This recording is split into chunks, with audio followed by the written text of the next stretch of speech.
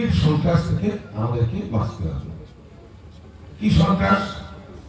রাজনৈতিক সন্ত্রাস। কাদের বিরুদ্ধে হচ্ছে? পশ্চিমবাংলার মানুষের প্রতি হচ্ছে। পশ্চিমবাংলার সকল মানুষ, সে হিন্দু হোক, সে মুসলমান হোক, সে শিখ হোক, বৌদ্ধ হোক, সে খ্রিস্টান হোক, সে জৈন হোক, সকল মানুষের উপরে এই অত্যাচারটা হচ্ছে। আপনারা জানেন যে সাংবিধানিক মতে আমাদের মানে সমস্ত ট্যাক্সটা করে কেন্দ্র সরকার। ভারতবর্ষের সংবিধানে সেটাই নিয়ম আছে। সেই নিয়ম অনুযায়ী সমস্ত ট্যাক্সটা সমস্ত বছরের শেষে সারা দেশের ট্যাক্স, প্রতিটা রাজ্যের ট্যাক্স তুলে নিয়ে যায় হচ্ছে কেন্দ্র সরকার। এইবারে কেন্দ্র সরকার রাজ্যগুলোতে থেকে যে ট্যাক্স তুলে নিয়ে যায় তার 16 থেকে 20 ভাগ মাত্র আমাদের থেকে পশ্চিমবাংলা থেকে যদি 100 টাকা তুলে নিয়ে যায়, আমাকে 16 থেকে ম্যাক্সিমাম 20 টাকা তারা দেয়। 80 টাকা কিন্তু কেন্দ্রই রেখে দেয়। এখন এই যে মানে যে বললাম মাত্র 16% ট্যাক্স দিয়ে দেয়, তার মাত্র 16% 17% আমাদের ধরনটাই বছরে এটাকে বিভিন্ন খাতে দেয়। তার মধ্যে হচ্ছে 100 দিনের কাজ, তার মধ্যে হচ্ছে আবাস যোজনার টাকা, তার মধ্যে হচ্ছে প্রধানমন্ত্রী সড়ক যোজনার টাকা, তার মধ্যে হচ্ছে বিনামূল্যে রাস্তা নির্মাণের টাকা, তার মধ্যে হচ্ছে স্বাস্থ্য পরিষেবার জন্য টাকা, তার জন্য হচ্ছে স্কুল কলেজগুলোর ডেভেলপমেন্টের জন্য টাকা, তার জন্য হচ্ছে পানীয় জল, বিশুদ্ধ পানীয় জল বা খাবার পানি যেন মানুষ পায় তার জন্য টাকা। এই যে ব্যবস্থাপনাটা আজকে 5-7 বছর ধরে নরেন্দ্র মোদীর সরকার, বিজেপির সরকার সেটা আটকে রেখেছে, বাংলার মানুষকে বঞ্চিত করছে। আপনারা জানেন যে 100 দিনের কাজ, 100 দিনের কাজ বাংলার মানুষ করত। কারা করত? আমি করতাম, সরকার করত। এখানে অনেক মুরগি মানুষরা আছেন, আমি যাদের চিনি, তারাও করতেন না। এখানে অনেকে সরকারি চাকরি করেন, বড় পদে আছেন, বড় ব্যবসা করেন, তারাও করতো না। করতেন কারা? একেবারে গরিব মানুষ, মধ্যবিত্ত, অতি নিম্নবিত্ত এবং অতি নিম্নবিত্ত, অর্থাৎ গরিব মানুষ, তার কাজটা করত। বছর শেষে একটা 25,000, 30,000, 40,000 টাকা তারা পেত। একটা গরিবের পরিবারের কাছে এই 30-40,000 টাকাটা কিন্তু অনেক টাকা ছিল বছরের শেষে।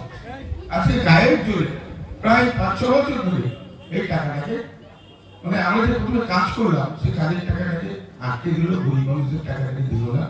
পরবর্তীকালে রাজ্য সরকার খুব কষ্ট করে সেই টাকা মানুষকে দিল।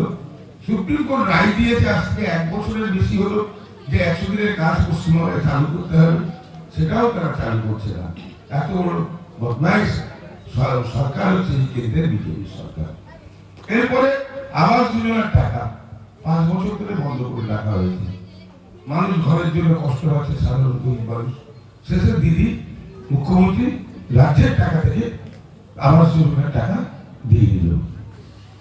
আপনারা স্বাস্থ্য ক্ষেত্রে টাকা দিচ্ছে না, প্রধানমন্ত্রী সড়ক যোজনার যে টাকা সেটা দিচ্ছে না, রাস্তাঘাটগুলো বিহার করে রাখার জন্য বিভিন্ন ষড়যন্ত্র হচ্ছে, মানুষ যেন স্বাস্থ্য পরিষেবা না পায় তার জন্য চেষ্টা করা হচ্ছে, স্কুল কলেজে পঠন পাঠন যেন পড়ালেখা বন্ধ হয়ে যায় তার জন্য চেষ্টা হচ্ছে।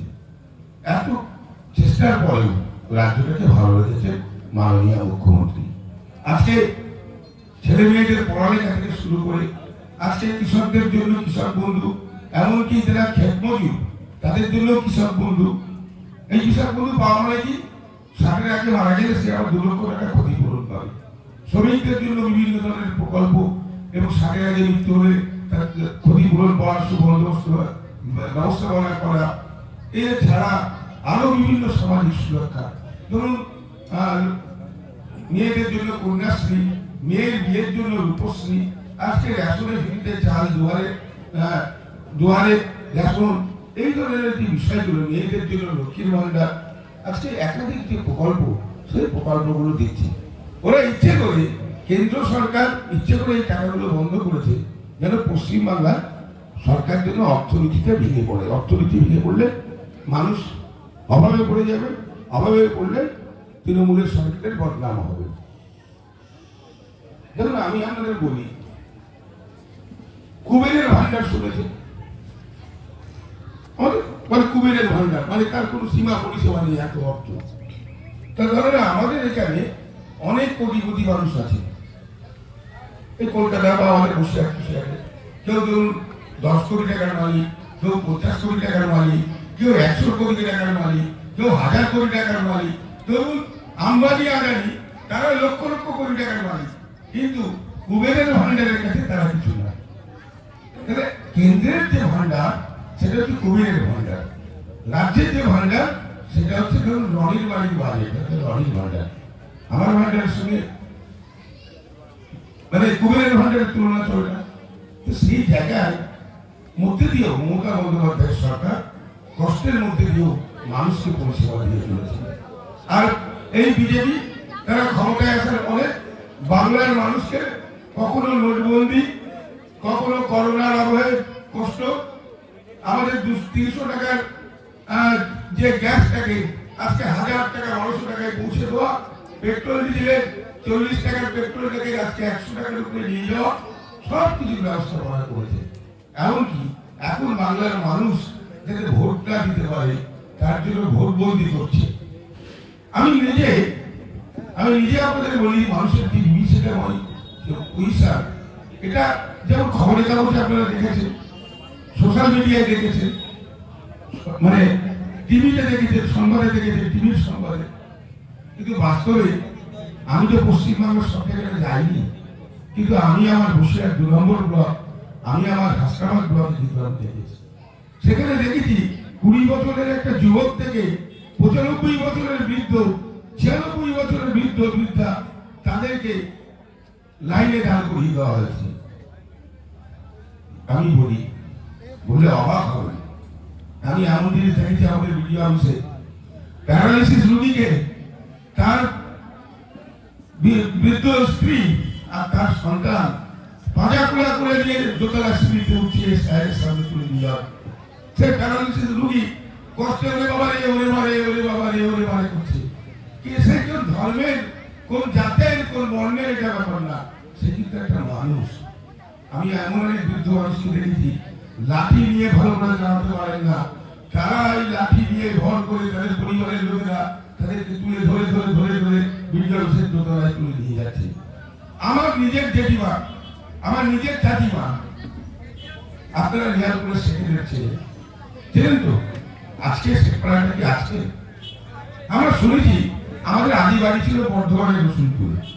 মহারাজ কৃষ্ণচন্দ্র আমাদেরকে প্রচুর সম্পত্তি দিয়েছিলেন, দিয়ে কাউকে লিয়ারপুরে বসিয়েছিলেন, কাউকে পিয়ারা গ্রামে বসিয়েছিলেন, কাউকে হারবাই বসিয়েছিলেন, এইরকম নাকি দিয়েছিলেন আমাদের পরিবারের মানুষকে।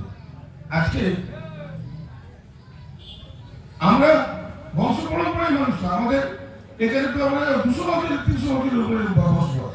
মহারাজ কৃষ্ণচন্দ্র তো ভারতবর্ষের স্বাধীন হওয়ার আরো 150 বছর আগের মানুষ, তাহলে আমরা এখানে 200 বছর 250 বছর আছি। আমার নিজের চাচিমা 92 বছরের বৃদ্ধ বিধবা মানুষ, তার ব্রেনটাও ঠিক করে চলে না, তিনি কি খান করে বলতে পারেন না, তিনি কখন খেয়েছেন বলতে পারেন না, আদৌ খেয়েছেন কি না খেয়ে তাও বলতে পারেন না, তার তিনি ভালো করে হাঁটতে পারেন না, তার কোমরের স্পন্ডাইলাইটিস, পায়ের হাঁটুটার কাজ করে না, তাকে এসআইয়ের লাইনে দাঁড় করিয়ে দেওয়া হয়েছে, তাকে কষ্ট করে তুলে নিয়ে যেতে হয়েছে দোতলায়। এবং তিনি আজকের ভোটার না, বলে 2002 সালে যাদের নাম থাকবে তাদের কোনো ব্যাপার নেই। তিনি 2002 সালেও ভোটার ছিলেন, আমি যেরকম ছিলাম 2002 সালে তিনিও ছিলেন, কিন্তু তার নামটা ডিলিট হয়ে গেছে। আমার বাড়িতে বললেন না, আজকে একটা বিয়ের অনুষ্ঠান ছিল, আমি বলছিলাম বক্তব্যের আগে, বিয়েটা হচ্ছে আমার আপনারা 4 ভাই, আমার বাপ হচ্ছে সেজ, আমার ছোট থেকে একটা বিখ্যাত মানুষ আপনারা অনেকেই চেনেন, রাজা মিয়া, মিয়ানপুরের রাজা মিয়া, মানে খুব কংগ্রেসের একটা বড় নেতা ছিলেন এককালে, এবং আমার বড় চাচা এবং আমার মেজো চাচা, তারা হচ্ছে আমার আবার বড়। আমার মেজো চাচা বড় ছেলে যার আজকে মেয়ের বিয়ে, তার নামটা ডিলিট হয়ে গেছে। সে একটা কন্যাবাইগ্রস্ত পিতা, সে এখন ওই কোর্টে যাবে, জজের কাছে যাবে বিচার চাইতে, এর কাছে যাবে কাগজ জমা দেবে, ওখানে ফাস্টার এভিডেভিট করতে হবে। এই সময়টা কার কোথায়, সময়টা কার কোথায়?